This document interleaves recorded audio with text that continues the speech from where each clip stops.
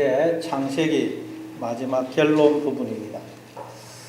창세기는 야곱이 자신의 12 아들들에게 축복을 하고는 죽는 것으로 끝이 납니다. 물론 뒤에 보면 요셉이 죽는 장면이 조금 나옵니다. 야곱이 자기의 아들들에게 축복을 해주고 죽는 것은 하나님이 당신의 생명과 전부를 부어 우리를 섬겨주시는 그 섬김과 죽음 위에 우리가 생명과 복을 누리며 사는 것이 하나님 나라이고, 그리고 지금도 그렇게 해서 우리가 비록 샘플이지만 이렇게 생명과 복을 누리고 있음을 우리에게 보여주는 것입니다. 아멘. 그래서 야곱이 축복을 해주고는 죽습니다. 이건 우리가 누군가를 축복을 해주기 위해서는 반드시 죽어야만 된다는 것을 보여주는 것입니다. 죽지 않으면 축복을 해줄 수 없어요. 반드시 죽어야만 생명과 복을 우리는 다른 이들에게 나누어 줄 수 있습니다. 근데 이 죽음은 다른 죽음이 아니고 예수님이 말씀하신 자기 부인, 즉 우리의 그 사람의 죽음, 옛자의 죽음을 말합니다. 그건 다른 말로 하나님의 시각으로 나와 내 인생을, 다른 이들을 바라보는 것을 말해요. 아멘. 내가 왕이 되어서 다스리던 내 나라가 무너지고 하나님이 왕이 되어서 다스리는 하나님 나라가 내게 임하는 것을 의미합니다. 하나님 나라가 내게 임하게 되면 그때부터 우리는 하나님의 시각으로 나와 내 이웃을 바라보게 돼요. 하나님의 시각으로 보면 내가 하나님의 생명과 복 속에 살고 있음을 알게 됩니다. 아멘. 내게 주어진 것 중에 복 아닌 것이 없음을 알게 돼요. 다 복이, 이 세상도 복이고 자연 만물도 다 복이에요. 우리의 이웃들, 성도 다 하나님이 주신 복입니다. 아멘. 특별히 부모님, 남편, 아내, 자녀는 하나님이 나에게 주신 놀라운 복이요 선물입니다. 아멘. 그리고 무엇보다 내가 존재하는 것, 이것보다 더 큰 놀라운 복은 없어요. 아멘. 내가 존재하는 것, 이것보다 더 큰 복은 없습니다. 우리는 다 이 하나님의 생명과 복을 누리고 이 생명과 복을 나누어 주는 자로 부름을 받았어요. 창세기 12장 2절에 보니까 하나님이 아브라함을 부르시면서 내가 너로 큰 민족을 이루고 내게 복을 주어 내 이름을 창대하게 하리니 너는 복이 될지라 그러죠. 생명이시며 복이신 하나님이 자신을 우리에게 주시면 우리도 생명이 되고 복이 됩니다. 그럼 우리도 하나님 주신 생명과 복을 누리고 또 나누어 주는 자로 살게 되는 것입니다. 그러기 위해서는 나의 그 사람, 옛자가 반드시 죽어야 돼요. 나의 시각이 아닌 하나님의 시각으로 모든 것을 봐야 됩니다. 그러면 우리는 내가 복 속에, 기적 속에 살고 있구나 하는 것을 알게 되고, 남편, 아내를 보면서도 당신은 하나님이 나에게 주신 놀라운 복이요 그렇게 말하게 됩니다. 아멘. 자녀를 향해서도 너는 하나님이 우리 가정에 주신 놀라운 선물이며 복이란다 그렇게 말하게 됩니다. 아멘. 이게 야곱이 자녀들에게 한 축복이 축복. 여러분 날마다 여러분의 그 사람은 죽고 하나님의 자녀로 거듭나심으로 하나님이 주신 생명과 복을 누릴 뿐만 아니라 그걸 나누어 주는 자로, 축복을 하는 자로 살아가시는 여러분 되시기를 바랍니다. 아멘. 자, 오늘 보면 거기에 대해서 말씀하고 있습니다. 자, 그럼 한번 본문을 살펴보겠습니다. 우리 1절, 2절 1절, 2절을 같이 읽습니다. 시작. 야곱이 그 아들들을 불러 이르되 너희는 모이라. 너희가 후일에 당할 일을 내가 너희에게 이르리라. 너희는 모여 들으라. 야곱의 아들들아 너희 아버지 이스라엘에게 들을지어다. 아멘. 죽음을 앞둔 야곱이 아들들을 마지막으로 축복하기 위해서 불러 모읍니다. 그리고는 너희가 후일에 당할 일을 내가 너희에게 이르리라. 그러니 너희는 모여 들으라. 야곱의 아들들아 너희 아버지 이스라엘에게 들을지어다. 자, 여기서 후일은 언제를 가리킬까요? 후일이 히브리어는 아하리트 하야밈인데 날들의 끝이라는 뜻이에요. 날들의 끝. 날들의 끝이 뭡니까?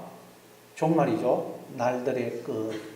이걸 성경은 여호와의 날이라고 해요. 여호와의 날. 심판의 날. 여호와의 날은 여호와가 우리를 찾아오시는 날입니다. 아멘. 하나님 우리를 왜 찾아오실까요? 우리를 살리고 구원하고 복을 주시기 위해서, 우리와 함께 영원히 사시기 위해서 우리를 찾아오십니다. 그래서 하나님이 나를 찾아오시면 하나님 없이 살던 나의 삶은 끝이 나고 이제 하나님의 자녀로서 하나님과 함께 살아가는 영생의 삶이 시작이 돼요. 내가 왕이 되어서 다스리던 내 나라는 무너지고 하나님이 왕이 되어서 다스리는 하나님의 나라가 나에게 임하게 됩니다. 그게 성경에 나오는 여호와의 날, 심판의 날, 종말, 말세예요. 내가 왕이 되어서 다스리던 내 나라, 나의 그 사람, 옛자가 무너지기 때문에 그게 말세, 종말. 그리고 하나님 나라가 시작이 되는 것입니다. 자, 그런데 하나님은 우리의 인생 내내 끊임없이 우리를 찾아오십니다. 그래서 우리는 하나님이 나를 찾아오실 때마다 날마다 그때마다 우리 옛 사람은 죽고 우리가 새 사람으로 하나님의 자녀로 부활하는 거예요. 그래서 사도 바울도 나는 날마다 죽노라. 자, 그러니까 지금 야곱이 아들들에게 내가 너희가 앞으로 후일에 당할 일을 너희에게 이르겠다는 말은 너희들은 앞으로 하나님이 끊임없이 너희를 찾아오시는 인생을 살게 될 것인데 하나님이 너희를 찾아오시면 너희들이 어떤 그런 일들을 겪게 될 것인지를 내가 알려주겠다라는 의미인 거예요. 그러니까 지금 하나님은 야곱의 입을 빌어서 하나님의 아들인 우리에게 하시는 말이죠. 우리에게. 내가 계속 인생 내내 너희들을 찾아가게 될 것인데 그러면 너희들이 이런 인생을, 이런 과정을, 일들을 겪게 될 거야. 그런 말씀이에요. 그러니까 우리의 인생에 일어나는 모든 일들은 하나님이 나를 찾아오심으로 일어나는 일이라는 거예요. 아멘. 그냥 일어나는 일은 아무것도 없다는 거예요. 창세기 1장 2절에도 보면 땅이 혼돈하고 공양하며 하나님의 신은 수면이 운행하시다 그러죠. 운행하다, 라하프. 그게 여러분 그냥 이렇게 품는 의미도 되지만 계속 하나님이 생명과 복을 주셔서 이렇게 생명이 약동하는 라하프, 너풀거리다. 그런 의미예요. 그래서 우리 인생에 일어나는 일은 그냥 일어나는 건 없다는 거예요. 하나님이 찾아오심으로 모든 우리 인생의 일이 일어나는 거예요. 아멘. 그리고 하나님이 찾아오심으로 일어나는 모든 일들은 다 복이라는 거예요. 복. 아멘. 복 아닌 건 없어요. 자, 그럼 우리가 인생을 사는 동안 어떤 일들을 겪게 되는지 한번 살펴보겠습니다. 먼저 장남 르우벤에 대한 야곱의 축복입니다. 3절 4절 자, 한번 같이 읽어보겠습니다. 3절 4절 시작. 르우벤아 너는 내 장자요 내 능력이요 내 기력의 시작이라.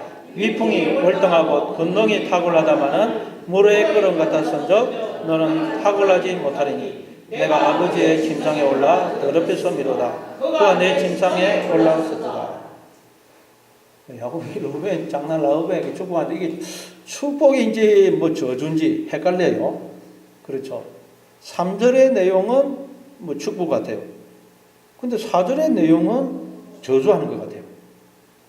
뭐 이렇게 아들한테 마지막으로 하는 말 왜 이런 말을 하나 그런 생각이 들죠. 먼저 야곱은 르우벤을 두고 네가 아버지의 침상에 올라 더럽혔다 그래. 아버지의 침상에 올라 더럽혔다. 이건 창세기 35장에 보면 르우벤이 아버지의 첫 빌라와 동침을 하는 장면이 나오죠. 그 당시 가나안 원주민들은 그 원주민들 풍습에는 아버지가 죽고 나면 아버지의 첩을 취해서 아버지의 후계자가 되는 그런 풍습이 있었습니다.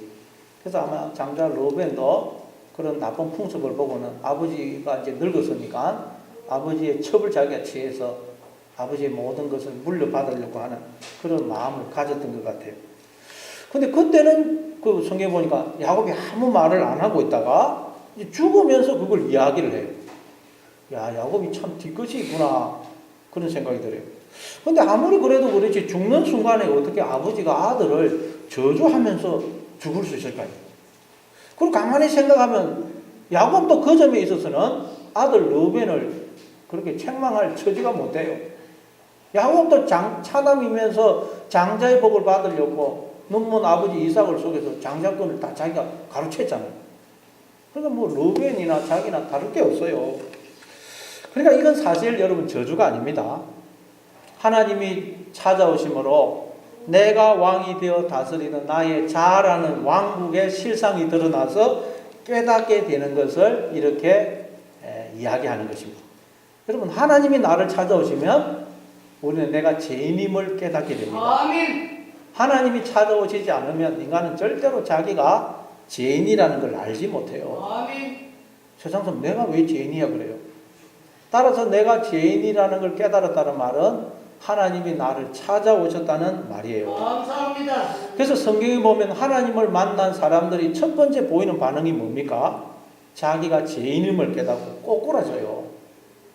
이사야서 6장에도 보면 이사야 선지자가 하나님을 만나고는 화로다 나여 망하게 되었도다. 나는 입술이 부정한 사람이요 입술이 부정한 백성 중에 거하면서 만군의 여호와이신 왕을 배웠습니다. 그리고 그냥 울부짖죠. 하나님이 나를 찾아오시기 전에는 내가 부정한 자인 줄을 몰랐어요. 아멘. 근데 하나님이 나를 찾아오시니까 내가 부정한 자로 드러나더라. 부정한 자예요. 베드로도 예수님을 만나고는 주여 나는 죄인으로서이다 나를 떠나소서 그랬죠. 사도 바울도 부활하신 예수님이 다메섹에서 그를 찾아오시니까 그냥 그가 예수님을 박해한 자로 죽음 마땅한 자로 지옥 가야 마땅한 자로 드러나요. 소갱으로 드러나요. 그래서 사람들한테 끌려서 다메섹으로 들어가죠. 사도 요한도 바모섬에서 예수 부활하신 주님을 만나니까 죽은 자처럼 되어버려요. 죽은 자처럼.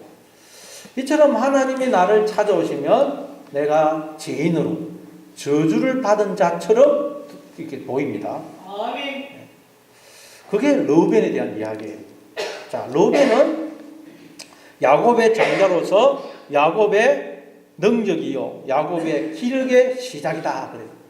이 말은 야곱은 자기의 생명과 모든 것을 쏟아부어서 이 르우벤을 낳았을 뿐만 아니라 자기의 모든 정성과 사랑을 쏟아서 이 르우벤을 양육을 한 그런 아들이라는 말이에요. 여러분, 우리도 첫째 아이에게는 특별한 관심과 정성을 쏟죠. 아이가 태어나기 전부터 그냥 옷도 준비하고 유모차, 장난감, 분유 다 준비를 해놓아요. 그리고 애가 태어나기를 기다립니다. 그러니까 애가 태어나면 막 신기해가지고 그냥 손가락도 만져보고 발가락도 만져보고 조금만 아파도 어떻게 될까 싶어서 병원에 데려가고 금이야 오기야 그러면서 키웁니다. 그리고 첫째 아이는 초등학교 입학할 때도 그냥 엄마 아빠가 그냥 마음이 애잔해가지고 울죠. 그 김우주 아버님, 그 김영하 이사님 우주 초등학교 입학할 때 울었다 그러는데 저도 그랬어요. 그러나 둘째, 셋째 아이부터는 어떻습니까? 조금 무덤덤해집니다. 한번 키워봤거든요. 그래서 그냥 옷도 형이 입던 옷 주고 유모차 장난감도 쓰던 거 그냥 주고 그래요. 둘째는 입학할 때도 눈물을 안 흘립니다. 그런데 르우벤은 야곱이 자기의 생명과 모든 것을 쏟아부어서 낳았을 뿐만 아니라 온갖 정성과 사랑을 부어서 키운 첫째 아들이라는 첫째 아들. 그래서 르우벤은 위풍이 월등하고 권능이 탁월하다는 거예요. 이 위풍이라는 말은 히브리어로 세트인데 머리를 들다 감옥에서 나오게 하다라는 뜻의 나사라는 동사에서 나온 명사형입니다. 그러니까 아이가 출생을 해서 인격을 가진 자로 하나님의 형상을 가진 자로 이렇게 자라나는 걸 보고 말해요. 점점 자라나는 거예요. 그런데 그게 보니까 너무도 놀라운 기적이고 경이고 신비들한 거예요. 애가 태어나서 점점 이렇게 자라는 거 보니까 이건 기적이더라, 기적. 아멘. 여러분, 모든 인간들이 그렇죠. 그러니까 여러분, 우리가 하나님의 자녀일 뿐만 아니라 우리가 하나님의 장자라는 게 장자. 아멘. 장자. 하나님께서 그러니까 우리가 하나님의 장자라는 말은 하나님은 당신의 생명과 모든 걸 쏟아부어서 우리를 낳았을 뿐만 아니라 하나님의 모든 정성, 사랑을 부어서 우리를 양육한 우리가 하나님의 그런 장자라는 거예요. 아멘. 지금도 우리는 그런 하나님의 사랑을 받고 있다는 거예요. 그래서 우리는 하나님의 능력이며 기력의 시작으로 위풍이 월등하고 권능이 탁월한 존재다라는 거예요. 하나님은 그런 우리를 보시면서 감탄을 하죠. 감탄. 아멘. 우리가 다 그런 존재 아니에요. 하나님 비슷하게 흉내를 내고 있지 않아요. 우리는 기적 중에 기적이고 신비 중에 신비고 경이 중에 경이에요. 우리는 인간을 볼 때마다 경이감을 느끼게 됩니다. 인간을 볼 때마다. 사람들이 뭐 딴 거 보고 그냥 기계 보고 로봇 보고 감탄을 하는데 그게 아니에요. 이 세상에서 인간보다 더 놀라운 존재는 없어요. 우리는 남편을 볼 때마다, 아내를 볼 때마다, 자녀를 볼 때마다, 내 주변의 사람을 볼 때마다 경이감을 느끼게 돼요. 아멘. 이야, 놀랍다. 위풍이 월등하고 권능이 탁월하구나. 경탄을 해야 돼요, 경탄. 아멘. 인간의 존재는 여러분 기적 중에 기적이에요. 우리는 기적을 보고 있으면도 기적인지 몰라요. 사람들은 엉뚱한 걸 보고 기적이라고 그냥 뭐 멀쩡한 그 생이빨이 거미빨로 바뀌면 기적이라고 그냥 뭐 무르르 몰라가요. 진짜 기적을 놔두고 하나님의 눈이 안 떠서 그런 거예요. 옆에 분들에게 당신은 기적 중에 기적이시네요. 한번 인사하겠습니다. 그런데 인간들은 이걸 아무도 모른다는 거야. 하나님 우리를 보면서 이야 너는 위풍이 월등하고 권능이 탁월하구나. 기적이구나. 그러면서 경탄을 하고 있는데요. 하나님 우리를 보면서 인간들은 그걸 몰라요. 몰라. 내가 누구며 어떻게 해서 이렇게 생명으로 존재하는지 자의식이 있어서 생각하고 느끼고 인식하고 판단하고 말을 하는 자로 하나님 비슷하게 흉내내는 자로 존재하고 있는지를 몰라요. 그래서 하나님이 찾아오셔서 내가 어떻게 해서 이렇게 생명으로 존재하고 있는지를 깨닫게 해주시는 거예요. 그래서 봤더니 나는 그냥 존재하는 게 아니다는 거예요. 하나님이 당신의 생명과 모든 걸 쏟아부어서 나를 낳았을 뿐만 아니라 지금도 모든 사랑과 정성을 쏟아부어서 나를 기르고 계심으로 아멘. 내가 이렇게 생명으로 존재하고 아멘. 있더란 거예요. 그런데도 나는 그동안 나는 하나님과 상관없이 존재하고 내가 생명을 만들어내어서 생명으로 존재한다고 착각을 했어요. 그게 말하자면 내가 그동안 아버지의 침상에 하나님의 침상에 올라간 부정한 자였다는 말이에요. 아멘. 이게 무슨 말이냐? 요한계시록 17장에 보면 뭐 여러 번 말씀드렸습니다만 그게 음녀가 나오죠. 근데 그 음녀는 자줏빛 옷과 붉은빛 옷을 입고 온갖 보석으로 꾸미고는 여왕 행세를 하고 있어요. 여왕. 근데 그 음녀가 어떻게 해서 여왕 행세를 할 수 있다 그래서요? 붉은빛 짐승을 타고 있기 때문에. 붉은빛 짐승이 그 음녀를 태워주고 있기 때문에 그 음녀가 여왕 행세를 하고 있어요. 마찬가지로 모든 인간들은 하나님 행세를 하고 있습니다.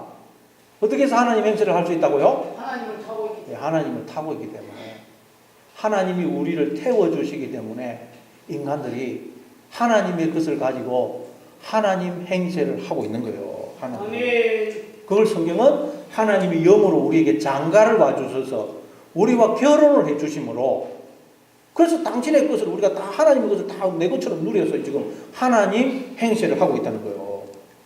그런데 우리 인간들은 하나님이라는 그 진짜 남편이신 하나님을 나의 거짓 자라는 가짜 하나님으로 가짜 남편으로 바꿔버려요. 그리고 나의 거짓 자라는 그 가짜 남편과 합방을 하고는 불륜을 행하고 있다는 거예요. 그게 모든 인간들의 실상입니다. 그렇게 나와 하나가 되어 주셔서 나를 생명으로 존재케 해주시는 나의 진짜 남편 되신 하나님을 나의 거짓 자라는 가짜 남편으로 가짜 하나님으로 바꾸어버린 것을 뭐라 그런다고요? 붉은빛 짐승이라. 짐승. 아멘. 붉은빛 짐승. 그래서 음녀가 붉은빛 짐승을 타고 있더라는 거예요. 지금 모든 인간들이 지금 그러고 있어요. 근데 하나님이 찾아서 눈을 열어주시면 그걸 깨닫게 돼요. 아, 내가 그동안 나와 하나 되어서 나를 생명으로 존재케 해주시는 나의 진짜 남편이신 하나님을 내가 나의 거짓 자라는 가짜 남편, 가짜 하나님으로 바꾸어서 그 가짜 남편과 내가 분류를 행하고 있었구나 하는 걸 알게 돼요. 그래서 이걸 알게 되면 나는 부정한 자구나, 나는 음녀구나 하는 통곡이 터져 나오는 것입니다. 아멘. 근데 그걸 알게 되면 어떻게 되겠어요? 나의 거짓 자라는 남편은 가짜라는 게 드러나고 그 가짜고 내가 지금까지 나의 거짓 자 가짜 남편을 그게 진짜 남편을 알았는데 그게 알고 봤더니 하나님으로 나의 진짜 남편이신 하나님으로 바뀌어버린 거예요. 나의 거짓 자라는 가짜 남편은 가짜로 드러나고 나의 진짜 남편이신 하나님으로 바뀌어요. 그래서 하나님이 나를 찾아오시면 가짜 남편과 짝을 이루고 있던 음녀로서의 나는 죽고 죄인으로서의 나는 죽고 진짜 남편이신 하나님과 하나된 하나님의 신부로서의 나로 부활을 하는 거예요. 아멘. 하나님의 자녀로서의 나로 부활을 하는 거예요. 하나님이 나를 찾아오시면.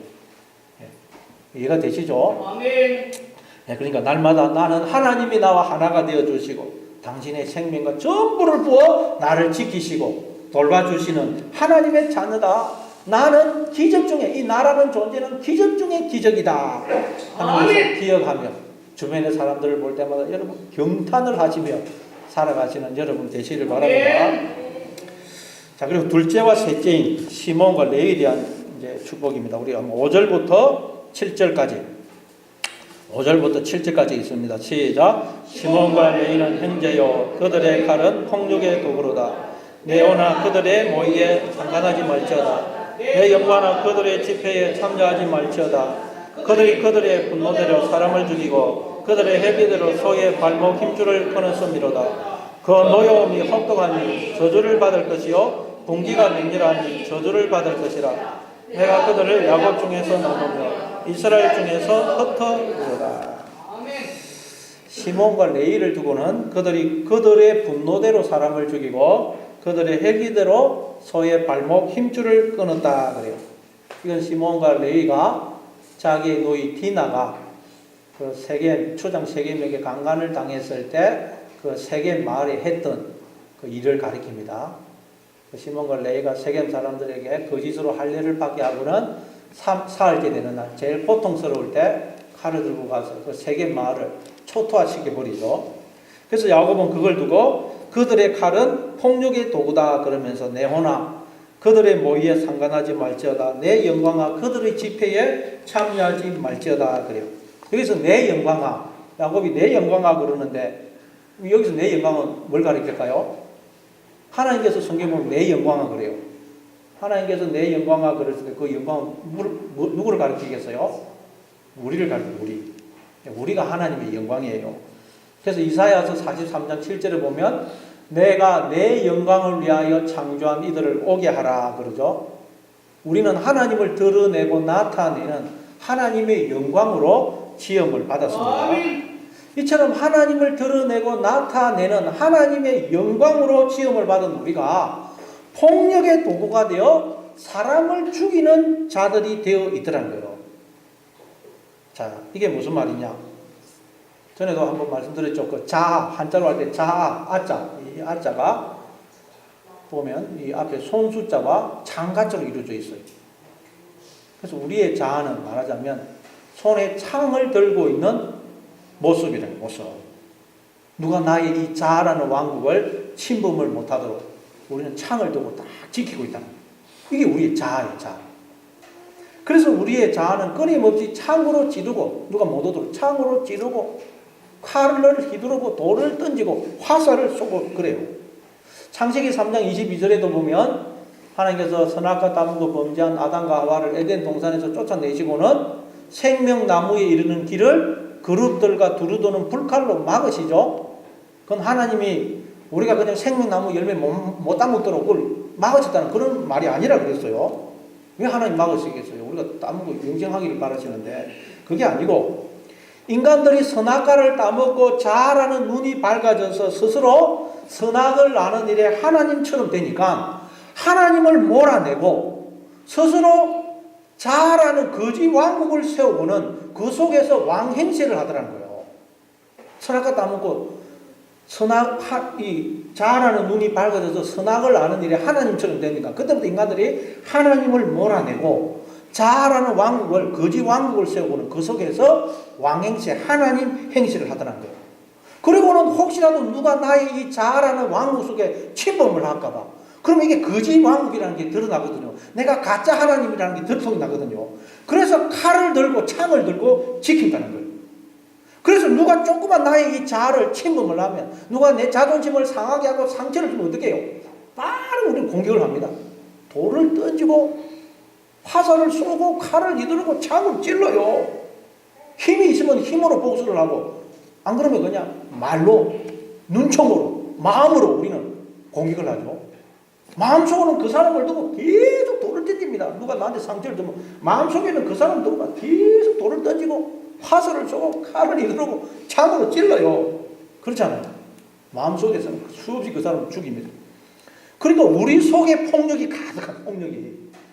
그래서 창세기 6장 11절에 보면 하나님께서 홍수로 이 세상을 심판하실 때에도 이 땅에 뭐가 가득했다 그럽니까? 재앙이 가득했다 그러는데 6장 11절에 보면 그때에 온 땅이 하나님 앞에 부패하여 포악함이 땅에 가득한지라. 이 포악함이 히브리어로 하마스인데 폭력이에요. 폭력. 다시 말해 우리가 하나님을 몰아내고 세운 나의 자라는 거짓 왕국은 사랑에 의해서 다스려지는 나라가 아니고 폭력에 의해서 이루어지고 유지되고 있는 나라라는 거예요. 우리의 이 자라는 왕국은 사랑이 아닌 폭력에 의해서 이루어지고 유지되고 있다는 거예요. 우리 속에는 폭력이 가득합니다. 폭력. 사랑이 없어요. 이게 인간들의 실상입니다. 그래서 성경에서 사랑과 반대는 뭐냐? 여러분, 딴 게 아니라 폭력입니다. 폭력. 성경에서 사랑과 반대는 폭력이에요. 폭력. 사랑은 내가 죽어서 다른 사람에게 생명과 복을 주는 거예요. 그래서 그 사람을 살리는 거예요. 이게 사랑입니다. 하나님의 나라는 사랑의 나라입니다. 이 사랑은 원래 누구만 할 수 있겠어요? 하나님만 할 수 있어요. 하나님만 생명이시고 복이기 때문입니다. 그래서 요한일서 4장 7절에 보니까 사랑하는 자들아 우리가 서로 사랑하자. 사랑은 하나님께 속한 것이니 사랑하는 자마다 하나님으로부터 나서 하나님을 알고 사랑하지 아니하는 자는 하나님을 알지 못하나니 이는 하나님은 사랑이심이라. 하나님은 영원토록 당신이 죽어 우리에게 생명과 복을 주심으로 우리를 생명으로 존재케 하시는 분이에요. 그것이 하나님 나라고 지금도 그렇게 해서 우리가 생명으로 존재하고 있어요. 그런데 이걸 이제 깨달은 자는 그도 생명과 복을 다른 이들에게 나누어 주어 다른 이들을 살리는 사랑을 할 수가 있는 자들이 됩니다. 이걸 깨닫게 되면. 그래서 사랑하는 자들아, 이 사랑하는 자들아 말은 아가페토스, 사랑을 받아 사랑을 할 수 있게 된 자들아, 그 뜻이에요. 아가페토스, 사랑하는 자들아, 하나님으로부터 사랑을 받아 사랑을 할 수 있게 된 자들아, 우리가 이제 서로 사랑하자. 사랑하자. 이게 사랑이에요. 반면에 폭력은 뭐라고요? 내가 살기 위해서 다른 사람을 죽이는 거예요. 내가 살기 위해서 다른 일을 억압하고 학대하고 착취하는 거예요. 그게 하나님을 몰아내고 우리가 스스로 세운 자라는 왕국의 실상이라는 거예요. 이 자라는 왕국은 이 폭력으로 유지되고 있다는 폭력으로. 그게 세상 나라예요. 세상 나라. 그러니 하나님 없는 우리의 이 자라는 왕국은 하나님 없는 인생은 그 안에 사랑이 없어요. 생명이 없습니다. 사망의 상태예요. 그걸 애굽 세상 무덤이라고 해요. 무덤. 그래서 하나님 우리를 찾아오시는 거예요. 우리에게 생명을 주어 살리시려고. 그런데 우리는 하나님이 우리를 찾아오셔도 어떻게 한다고요? 하나님이 우리를 찾아와도 우리는 돌을 던지고 칼을 휘두르고 창으로 찌르고 화살을 쏘요. 근데 하나님은 우리한테 맞아 죽어서 우리 안에 생명으로 영으로 돌아오셔서 우리를 살려내시더라는 거예요. 그래서 우리가 예수님을 십자가에 못 박아 죽였죠? 그랬더니 예수님이 죽어요. 성령을 우리한테 들어오신 거예요. 그 말은 하나님은 우리한테 맞아 죽어서 우리 안에 생명으로 들어서 우리를 살려주시는 분임을 보여주신 거예요. 보여주신 거예요. 그렇게 하나님이 우리 안에 생명으로 들어오시면 이제 폭력으로 이루어진 나의 자라는 거짓 왕국은 무너집니다. 내가 왕이 되어서 다스리는 내 나라는 무너지고 하나님이 왕이 되어 다스리는 하나님 나라가 내게 임하게 되는 것입니다. 내가 하나님 나라가 되고 내가 사랑의 나라가 되고 이전까지는 폭력의 나라였는데 이제 사랑의 나라입니다. 골로새서 1장 13절입니다. 그가 우리를 흑암의 권세에서 건져내사 그의 사랑의 아들의 나라로 옮기셨으니 그의 사랑의 아들의 나라. 이 말은 무슨 말이냐? 아버지로부터 사랑을 받아 사랑을 할 수 있는 아들들의 나라. 그 뜻이에요. 그게 하나님 나라예요. 하나님 나라는 하나님으로부터 사랑을 받아 사랑을 할 수 있는 사랑을 하는 아들들의 나라라는 말이에요. 하나님이 내 안에 들어오시면 우리가 이런 존재로 바뀌는 이런 존재. 그러니까 하나님이 들어오시면 나의 폭력으로 이루어지는 나의 거짓자라는 왕국은 무너지죠. 그걸 두고 저주를 받을 것이다. 내가 그들을 야곱 중에서 나누며 이스라엘 중에서 흩으리로다. 우리의 이 자아라는 왕국, 거짓 자아라는 왕국이 무너지는 걸 내가 흩어버리겠다. 그렇게 말한 거예요. 그러나 여러분 성경에서 말한 저주는 알고 보면 복이에요. 복. 저주인 것 같은데 복이에요. 모든 저주가 하나님의 백성에게는 그 순간 복으로 바뀌어버립니다. 하나님이 찾아오시면 이게 저주였네 깨닫는 동시에 이게 다 복으로 변해요. 아멘. 그런데 하나님의 백성에게는 저주가 없어요. 감사합니다. 뭐 가게에 흐르는 저주 그런 건 없습니다. 그건 몰라서 그런 소리 몰라서. 모든 저주는 동시에 복으로 변해버려요. 복으로. 아멘. 하나님의 백성에게는 저주라는 게 없어요. 마찬가지로 우리 인생에도 보면 복이 아닌 저주로 보이는 일들이 너무 많아요. 하나님이 나한테 복을 안 주시고 자꾸 나를 저주하시는 것 같아요. 그래서 우리는 하나님 어떻게 이럴 수가 있습니까? 하고 불평하고 원망을 토해낼 때가 많습니다. 그러나 알고 보면 그것도 다 복이고 아멘. 우리가 몰라서 그래 몰라서. 그러면 하나님의 자녀에게는 저주가 없습니다. 아멘. 저주라는 건 없어요. 왜냐하면 우리는 하나님의 품속에 있거든요. 품속에. 하나님의 품속에 있어요. 하나님의 모든 사랑과 능력을 동원해서 우리를 지금 기르시고 양육하고 보호하고 계세요. 감사합니다. 그런데 우리에게 무슨 저주가 있어요? 저주인 것처럼 보이죠. 그 순간 그 저주가 복으로 변해. 복으로. 어린 물고기가 어른 물고기 하는 말을 이야기를 듣게 되었어요. 보니까 어른 물고기가 그 물고기들이 야 바다는 정말 끝이 없다. 바다에는 정말 먹을 것이 풍성하다. 바다는 정말 엄청난 곳이다. 그런 말을 해요. 그래서 어린 물고기가 어른 물고기들 하는 말을 듣고는 야 정말 그런 데가 있어요. 정말 그런 바다에 저도 한번 가보고 싶어요. 그랬어요. 그러니까 어른 물고기들이 네가 지금 바다 속에 있단다. 그렇게 말했다고 그래요. 여러분 우리는 지금 하나님의 세계 속에 있어요. 모든 인간들이 지금 다 하나님의 세계 속에 하나님의 품 속에 살고 있습니다. 아멘. 안 그러면 이렇게 우리가 살아갈 수가 없어요. 그런데 인간들이 그걸 모르고 있는 거예요. 왜요? 하나님을 몰아내고 나의 자아라는 거짓 왕국을 세고 내가 그 속에서 하나님 행세를 하고 있거든. 그래서 그걸 모르고. 여러분은 날마다 여러분 속에 하나님이 거하게 하심으로 폭력으로 이루어진 여러분의 그 자아라는 왕국은 무너지고 여러분이 사랑의 아들의 나라가 되어서 하나님이 날마다 베풀어 주신 그 사랑을 받고 그 사랑으로 다른 이들을 사랑을 하는 자로 살아가시는 여러분 다 되시길 바랍니다. 그래서 모든 저주를 복으로 변화시키는 여러분 다 되시길 바랍니다. 자, 네 번째 아들 유다에 대한 축복입니다. 우리 한 8절부터 12절까지 8절부터 12절까지 읽겠습니다. 시작. 유다야 너는 내 형제의 찬송이 될지라. 내 손이 내 원수의 목을 잡을 것이요 내 아버지의 아들들이 내 앞에 절하리로다. 유다는 사자 새끼로다. 내 아들아 너는 움킨 것을 찢고 올라갔도다. 그가 엎드리고 웅크림이 수사자 같고 암사자 같으니 그가 그를 범할 수 있으라. 휴가 유다를 떠나지 아니하며 통치자의 지팡이가 그 발 사이에서 떠나지 아니하기를 실로가 오시기까지 이르리니 그에게 모든 백성이 복종하리로다. 그의 낙이 포도나무에 매며 그의 암나귀 새끼를 아름다운 포도나무에 맬 것이며 또 그 옷을 포도즙에 빨며 그의 복장을 포도즙에 빨리로다. 그의 눈은 포도주로 인하여 붉겠고 그의 눈은 우유로 말미암아 희리로다. 네, 유다는 그 이름의 뜻이 찬송입니다. 찬송. 우리는 하나님의 찬송으로 지음을 받았죠. 네, 그러니까 유다는 하나님의 아들, 하나님의 백성을 의미합니다. 그러니까 이 유다는 하나님의 아들이신 예수님을 상징하면서 또한 예수님 안에서 하나님의 아들이 된 우리를 상징해요. 우리는 예수님 안에서 하나님의 아들이 됩니다.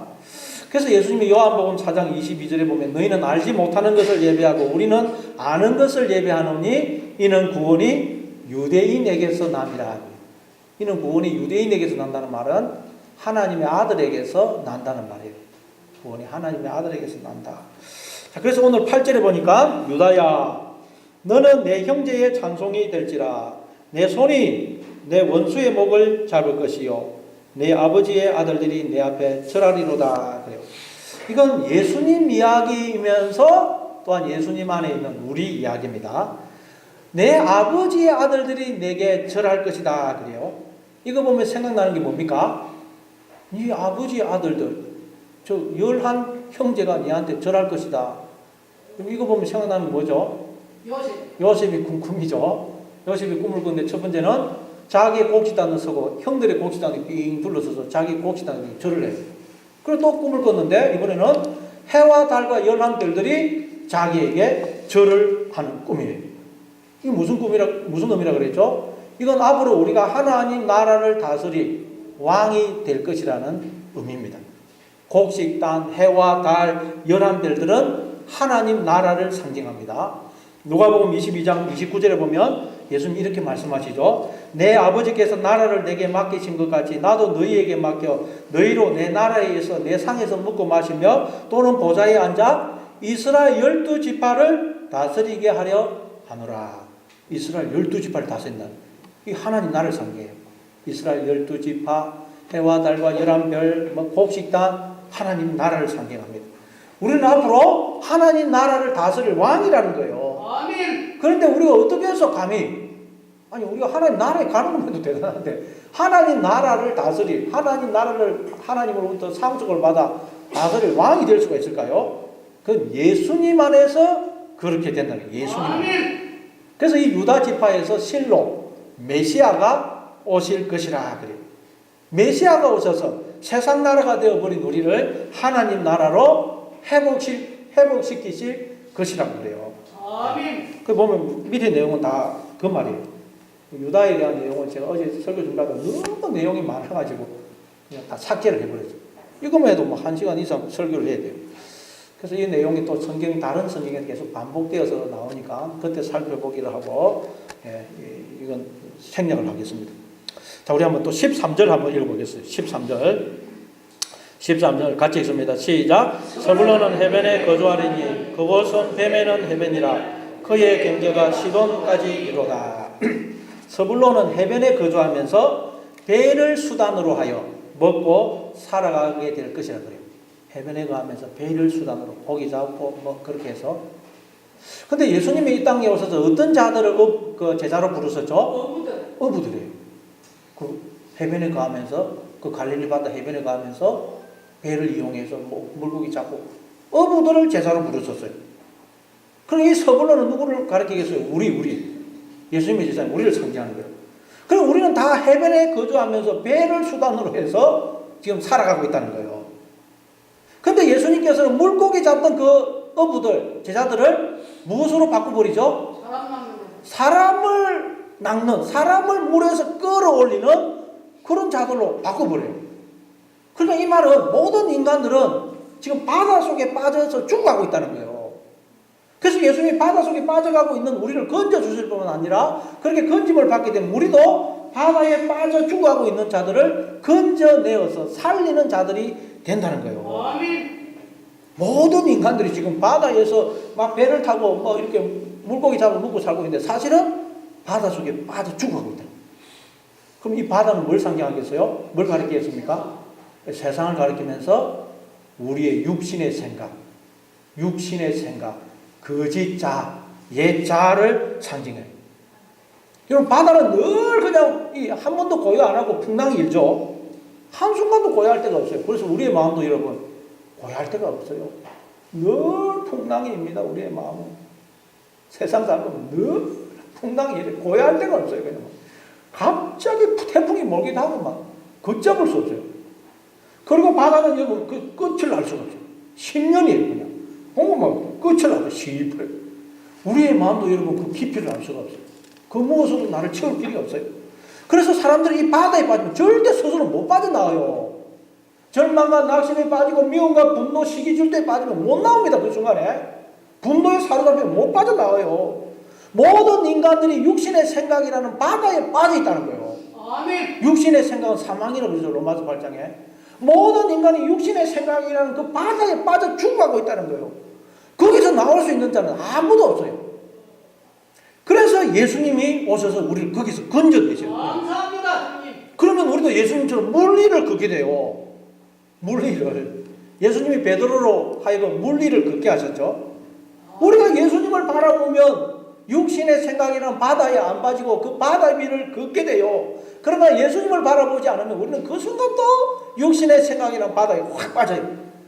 이게 우리 인생 아닙니까? 예수님 바라보면 빠져나와서 좀 기뻐하고 찬송했다가 예수님 안 보면 또 빠져들어가. 육신의 생각 속 걱정하고 염려하고 불안하고 미워하고 시기하고 분노하고 질투하고 걷잡을 수 없어요. 그래서 베드로가 예수님을 안 보니까 바다에 확 빠지죠. 그리고는 주여 구원하소서 울부짖어요. 그러니까 예수님 그걸 건져주세요. 믿음이 적은 자에 왜 의심하느냐. 그래서 오늘 18절에 보면 여호와여, 야곱이 이야기를 하다가 여호와여 나는 주의 구원을 기다리나이다. 그런 게 아멘. 우리가 순간순간 육신의 생각이나 바다에 빠져버리거든요. 그래서 주님 저를 불쌍히 여겨주세요. 저를 붙들어 주세요. 우리는 늘 주님 앞에 울부짖고 주님을 의지해야 되는 거예요. 아멘. 그때 우리는 육신의 생각이나 바다에서 빠져나와 그 바다를 걷게 되는 거예요. 아무리 풍랑이 일어도 우리가 주님을 바라보면 그걸 걷게 되는데 그렇지 않으면 자꾸 빠져. 지금도 육신의 생각 속에 빠져보신 분들은 주님을 바라보심으로 거기서 빠져나와 바다 위를 걸으시는 여러분 되시를 바랍니다. 우리 한번 또 4절 15절을 읽어보겠습니다. 14절 15절 같이 읽습니다. 시작. 이사가는 양의 뿌리 사이에 꿇어앉은 건장한 나귀로다. 그는 쉴 곳을 보고 좋게 여기며 토지를 보고 아름답게 여기고 어깨를 열어 짐을 메고 앞지 아래에서 섬기로다. 다는 이스라엘 거기까지 예. 자 거기 보면 이사갈은 건장한 나귀로다 그래 나귀. 그래서 그는 쉴 곳을 보고 좋게 여기며 토지를 보고 아름답게 여기고 어깨를 내려 짐을 메고 앞제 아래에서 섬길 것이라 그래. 여기서 앞제는 하마스가 아니고 폭력이라는 하마스가 아니고 섬기다 종노릇하다라는 아마드라는 단어가 쓰여서 아마드. 그러니까 그는 이 어깨를 내려 짐을 메고 종처럼 섬길 것이라는 말이에요. 종처럼 어깨에 짐을 메고 자원해서 종처럼 섬길 것이라는. 성경에 보니까 야곱이 이렇게 종살이했죠. 왜 종살이했습니까?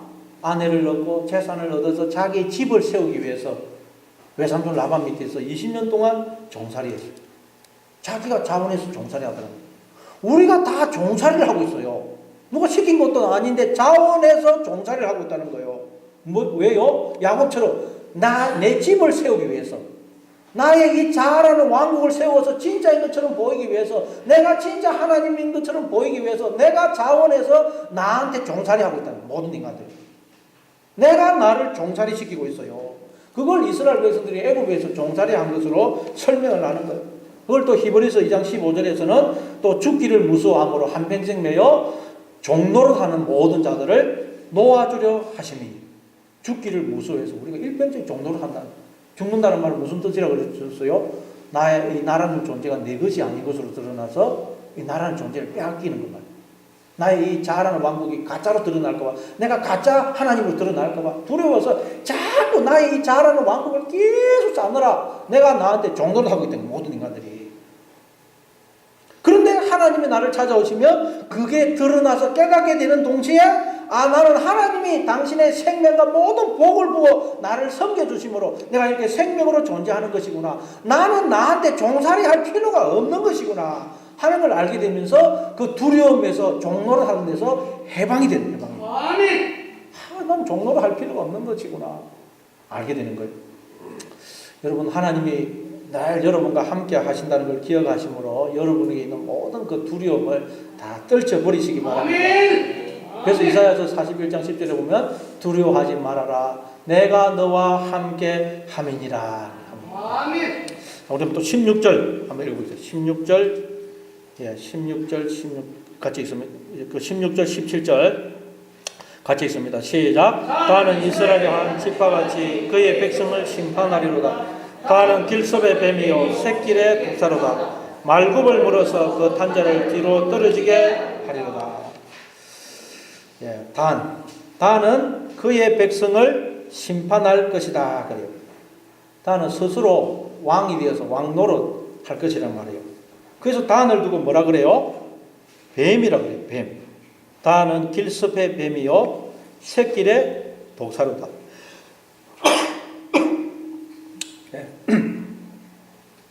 단을 두고 뱀이라 그러죠. 단은 야곱의 아들 하나님의 아들이에요. 그러니까 우리가 누구라는 말이에요? 단을 두고 뱀이라고 우리가 뱀이라는 뱀. 단을 두고 뱀이라 그러죠. 단은 야곱의 아들 하나님의 아들입니다. 그냥 우리를 두고 뱀이라고 뱀. 뱀이라는 건 딴 게 아니고 우리의 육신의 생각. 하나님을 몰아내고 자라는 왕국을 세워서 스스로 하나님 자리에 앉아서 하나님 행사하는 우리 그 거짓 자. 그걸 뱀이라. 아멘. 근데 그걸 모르고 있다가 하나님이 찾아와서 눈을 열어주시면 그게 드러나요. 내가 뱀이었네? 그걸 아는 동시에 뱀이었던 내가 하나님의 자녀로 부활을 해버린 거예요. 아멘. 알고 아는 동시에. 내 속에 있는 뱀이 죽어버리는 거예요. 내 속에 있는 제가 죽고 죄인으로서의 나는 죽고 의인으로서의 나 하나님의 아들로서 나로 그 동시에 순간적으로 부활을 해버리는 거예요. 아멘. 이 뱀에 대한 심판은 창세기 3장에 잘 나와 있죠. 창세기 3장 14절 15절에 보니까 하나님께서 하와를 유혹해서 선악에 따먹게 한 뱀에게 이런 저주를 내립니다. 한번 찾아볼까요? 창세기 3장 14절 15절. 창세기 3장 14절 15절. 자, 우리 같이 읽습니다. 시작. 여호와 하나님이 뱀에게 이르시되 내가 이렇게 하였으니 내가 모든 가축과 들의 모든 진성보다 더욱 저주를 받아 배로 다니고 살아있는 동안 흙을 먹을지니라. 내가 너로 여자와 원수가 되게 하고 내 후손도 여자의 후손과 원수가 되게 하리니 여자의 후손은 내 머리를 상하게 할 것이요 너는 그의 발꿈치를 상하게 할 것이니라. 거기 보니까 하나님께서 뱀에게 저주를 하는데 네가 모든 짐승보다 저주를 받아 배로 다니게 될 것이다. 배로. 저주가 뭐냐? 배로 땅과 딱 접촉해서 이렇게 배로 다니게 된다는 거예요. 여러분 모든 짐승 중에 인간만이 하늘을 향하여 머리를 똑바로 들고 다녀요. 인간만이 직립보행을 합니다. 인간이 원숭이 되어 있는데 좀 쓴 게 아니에요. 원래부터 인간은 하나님을 향하여 똑바로 선 자로 직립보행을 한 자로 창조가 되었어요. 감사합니다. 이 똑바로 하늘에 서 있다는 우리가 직립보행을 한다는 말은 하나님을 향하여 서 있다는 말이고 하나님을 향하여 서 있다는 말은 우리가 살아있다는 말, 죽은 상태에서 살아나서 이렇게 살아있다는 거예요. 우리가 딱 똑바로 직립보행을 한단 말이에요. 살아있다는 거예요. 그런데 배로 이 땅을 딱 다닌다는 말은 보니까 살아있는 것 같아요. 꿈틀꿈틀. 그렇지만 실상은 죽은 상태라는 거예요. 라오디게아 교회를 향해 네가 실상은 죽은 자라고 그러죠. 배로 땅을 이렇게 다닌단 말은 살아있는 것 같지만 죽었다는 거예요. 거기서 일어나야 똑바로 하나님을 향해 서야 산 거예요. 아멘. 자, 우리가 하나님을 알기 전에는 이 땅이 전부인 줄 알고 이 땅만 바라보고 살았어요. 아멘. 이 땅이 전부인 줄 알고 이 땅만 바라보고 살았어요. 그건 말하자면 배로 땅을 붙어서 기어다녔다는 거예요. 하나님을 알기 전에는. 아멘. 배로 땅에 딱 붙어가지고 이 땅이 전부인 줄 알고 이 땅을 목표로 살았어요. 그러나 이제 하나님 우리를 찾아오심으로 우리는 하나님을 향하여 똑바로 선자가 됩니다. 똑바로. 아멘. 내가 누구며 어떻게 저렇게 생명을 존재하며 왜 살며 우리는 어디로 가는지를 알며 사는 자예요. 그걸 두고 똑바로 섰다는 거예요. 똑바로. 아멘. 날마다 하나님을 바라보므로 땅을 배로 기어다닌 자들이 아닌 서서 하늘을 바라보며 앞으로 당당하게 걸어가시는 여러분 다 되시길 바랍니다. 그리고 흙을 먹을 것이라고요. 흙. 아니 흙을 먹어가지고 어떻게 양식이 되겠어요. 흙을. 하나님 없는 인생이 이랬다는 거예요. 하나님 없는 인생은 그게 생명의 양식이라고 막 먹지만 그게 실상은 흙이라는 거예요. 그래서 아무리 세상 거 가지고 봐도 만족이 없어요. 아무리 먹어도 그건 생명의 양식이 아니기 때문에 살리지를 못해요. 그걸 두고 예수님은 요한복음 6장에서 썩는 양식을 위하여 일하지 말고 썩는 양식, 아폴루미, 파멸케 하는 양식, 너를 죽게 하는 양식을 위해서 일하지 말고 영생하도록 하는 양식을 위하여 일하라. 이 양식을 인자가 너에게 주노라. 아멘. 모든 인간들이 이러고 있다는 거예요. 그게 자기는 양식인 줄 알고 먹는데 흙을 먹고 있어요. 흙을. 하나님 없는 인생. 흙을 먹고 있어요. 그래서 결국 다 죽어요. 그냥. 그래서 하나님이 우리를 찾아오시는 거예요. 찾아오시는 거예요. 왜 우리에게 생명의 양식을 주시려고. 생수를 주시려고. 감사합니다. 그 말은 하나님 찾아 눈을 열어주고 나는 그동안 내가 스스로 생명의 양식을 만들어내서 그걸 먹는다고 생각했는데 그건 말하자면 흙이었네. 나는 하나님이 계속해서 부어주시는 생명과 호흡과 만물을 먹고 그래서 이렇게 생명으로 존재하고 있는 것이네 하는 걸 알게 돼요. 아멘. 그러면 흙이 생명의 양식으로 변하는 거예요. 변하는 거예요. 아멘. 근데 그게 어떻게 이루어진다고요? 여자의 후손은 그 15절 보면 여자의 우선은 내 머리를 상하게 할 것이요 너는 그의 발꿈치를 상하게 할 것이니라. 여자의 우선은 우리의 머리를 상하게 돼. 우리 그 거짓자 하나님 행세하고 그 거짓자를 깨뜨려 버리신다는 거예요. 그 말은 하나님께서 찾아오셔서 나는 스스로 존재하며 내 힘으로 살고 있어라고 생각했던 거짓자를 깨버리는 거예요. 깨버려. 아, 난 그게 아니구나. 하나님의 은혜와 사랑과 보호하심과 복주심 속에 살고 있는 것이구나. 깨닫게 되면 나는 스스로 살고 있다고 생각했던 그 거짓자가 머리가 깨지는. 아멘. 그러면 그리스도가 우리 머리가 되죠. 그리스도가. 예. 자, 그리고 너는 그의 발꿈치를 상하게 할 것이니라. 이거 설명을 했죠. 우리는 하나님의 발꿈치를 물어서 피를 빨아먹어서 존재하고 있다는 거예요. 뱀은 원래 여러분 먼저 사람을 공격을 안 합니다. 근데 뱀에게 물렸다는 말은 모르고 나무 덤이나 숲에 뱀이 있는데 발을 디디면 뱀이 물어버려요. 그러니까 발꿈치를 물었단 말은 하나님이 우리한테 물으라고. 야, 너 나를 물어서 피를 빨아먹어. 그래야 네가 살아. 그래서 하나님이 발꿈치를 주어서 우리를 물게 하신 거예요. 그래서 우리는 발꿈치를 말하자면 물어서 피를 빨아먹고 지금 이렇게 존재하고 있죠. 생명으로. 그걸 우리가 알게 된 알게.